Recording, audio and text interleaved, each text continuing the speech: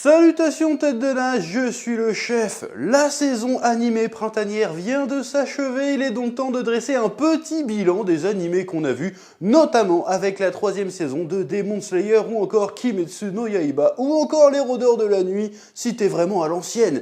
Animé au succès monstrueux, oui. D'ailleurs, la saison qui vient de s'écouler, j'ai fait des reviews d'à peu près chaque épisode sur ma chaîne secondaire Spatule Bro. Allez donc y jeter un œil. Et acheter mon manga, oui. Aujourd'hui, on va donc dresser un petit bilan de cette 3e saison et tenter de répondre à cette question. Est-ce que c'était pas la moins bonne saison?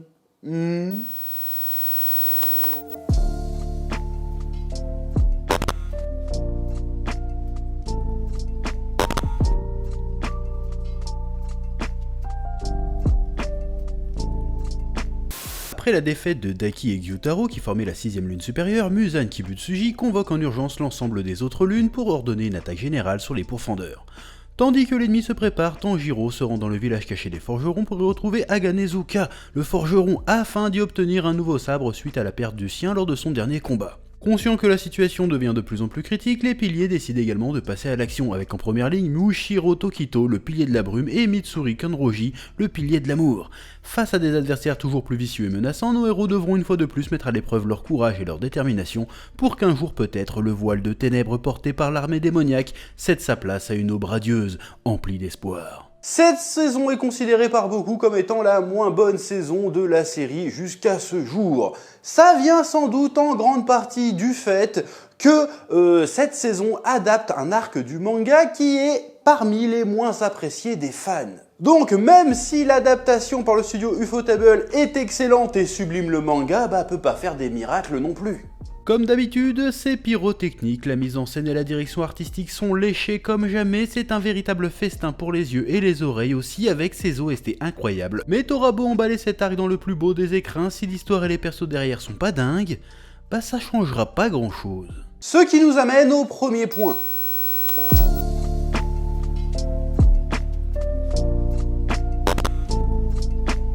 L'histoire. Le point de départ de l'arc du village des forgerons est pourtant bien différent de d'habitude. En effet, d'habitude c'est Tanjiro et les autres pourfendeurs qui vont à la rencontre des démons. Cette fois-ci, ce sont les démons qui viennent à la chasse aux pourfendeurs. De plus, on découvre un nouveau pan de la mythologie de l'univers du manga avec la découverte du village des forgerons. Un village dont la localisation est tenue dans le plus grand secret.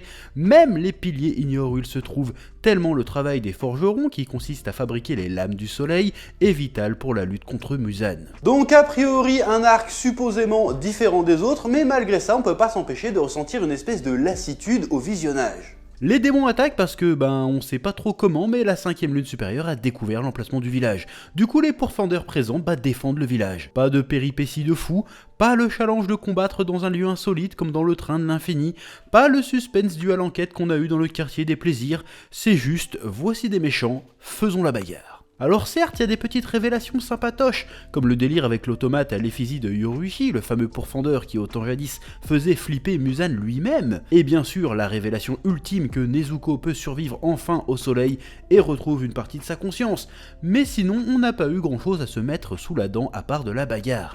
Bagarre très stylée, mais qui semble un peu régurgiter une formule toute faite. Qu'est-ce que j'entends par formule toute faite? Et là je veux parler de un peu les gimmicks qu'on retrouve dans les combats de manga. Par exemple, dans Dragon Ball, tu sais que forcément à un moment donné dans le combat, il y aura une transformation ou un power-up. Dans Naruto, tu sais qu'il y aura forcément un flashback à un moment donné. Et dans Jojo, tu sais pertinemment qu'à un moment donné, il y aura un narrateur qui viendra t'expliquer la stratégie de bâtard du héros. Oui. Dans Demon Slayer, tu sais que le méchant ne meurt jamais du premier coup. Et je l'avais déjà dit pour la saison précédente, mais dans ce manga, ils abusent un peu trop du bail. Les lunes supérieures sont increvables, surtout celles qui se divisent en 5 parties. Ils nous ont fait le coup du faux coup de grâce combien de fois dans la saison? Trop! Au bout d'un moment, ça devient relou. C'est même plus une surprise. Le petit truc moche là, pendant combien d'épisodes il court partout, sans déconner? C'était relou, et sans spoiler, sans déconner, si vous aussi, le côté increvable vous a saoulé cette saison, vous êtes pas prêt pour la suite. Oh oui. Ce qui pose un autre problème de cette saison, le rythme. Était-ce vraiment nécessaire de consacrer 11 épisodes à cet arc, dont 2 d'1 heure? Sans déconner, je pense que ça serait très bien passé en 6 ou 7 épisodes, hein. Oui. Bon, je comprends que depuis la saison 2, le cahier des charges a dû évoluer. L'animé a eu un succès de dingue, le film Le Train de l'Infini a tout pété, mais le manga s'est terminé. Donc, on est en droit de soupçonner le choix de faire un arc égal une saison comme un moyen de rallonger la sauce et d'engranger un peu plus d'oseille sur un peu plus de temps. Je comprends le délire et je ne juge pas du tout, mais juste, s'il vous plaît, faites en sorte que ça se voit pas trop. Hein?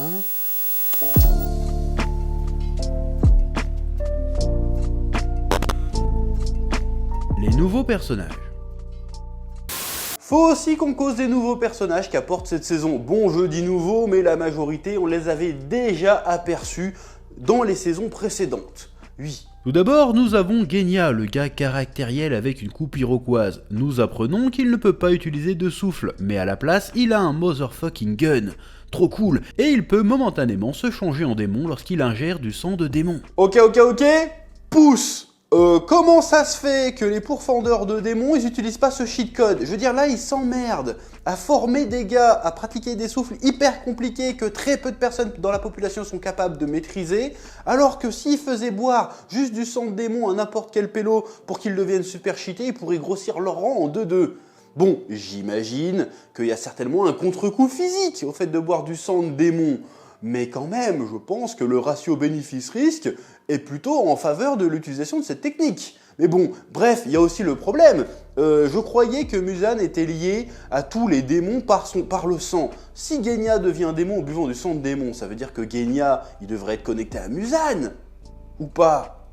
Bref, j'imagine qu'on aura des explications plus tard. Oui. Le perso est sympa et on apprend qu'il est le petit frère d'un pilier, le pilier du vent, et qu'il partage un passé ultra tragique dans lequel son frère a été obligé de tuer sa propre mère qui avait été changée en démon. Ensuite, nous avons les deux nouveaux piliers. Le pilier de la brume Mushiro Tokito et le pilier de l'amour Mitsuri Kanjuri. Les deux sont sympathiques mais ne sont pas aussi stylés et charismatiques que l'étaient Rengoku et Tenzen. Le passé de Mushiro est tragique et l'épisode où c'est raconté est grave touchant, mais faut reconnaître que c'est très proche du flashback de Genya. Ça commence à être un petit peu redondant. Quant à Mitsuri, j'ai trouvé son origin story pas super intéressante. En gros, elle a une super force et trouve pas de mari, et elle est devenue pourfendeuse pour être acceptée quelque part. Super. Alors oui, pour une fois, on n'est pas sur un énième flashback sur un passé tragique avec sa famille qui se fait démonter par un démon. Mais est-ce qu'on est obligé de nous raconter un truc complètement anecdotique pour autant ? Je trouve que sa backstory n'aide absolument pas le personnage à sortir de la première impression qu'on a d'elle. Une potiche complètement niaise qui se balade les nibards à moitié à l'air. Il y avait une vraie occasion de lui donner un peu de corps, mais non, on raconte un truc osef. Alors certes, son katana et sa façon de combattre sont stylés, mais à bien y regarder, elle n'a pas vraiment eu de rôle décisif dans la saison. L'essentiel de son combat contre la 4ème lune supérieure se déroulant hors champ. C'est dommage, hein. Ensuite, faut qu'on cause des antagonistes de cette saison, les lunes supérieures 4 et 5. Et là aussi, on s'emmerde un peu, hein. Non seulement leurs pouvoirs sont pas spécialement classe, et à l'image des deux piliers, ils sont un peu fadas, quoi. Hein. Jusqu'ici, dans Demon Slayer, les démons qu'affrontaient les héros parvenaient toujours au final à nous émouvoir. On finissait, à l'instar de Tanjiro, par avoir une certaine empathie à leur égard. On découvrait au fur et à mesure de l'affrontement qu'ils étaient plus profonds qu'ils n'y paraissaient. Alors que là, en dehors de leur concept, ils ont pas grand chose à proposer. La 5ème lune se prend pour un artiste avec ses peaux, et c'est tout ce qu'on verra d'elle. La 4ème est une trouillarde qui n'assume pas sa malfaisance et du coup se divise en plusieurs parties pour leur rejeter la faute. Et c'est à peu près tout. À part le rendre débilement difficile à tuer, ça raconte pas grand chose de très intéressant à mon goût. Et c'est bien dommage, le fromage.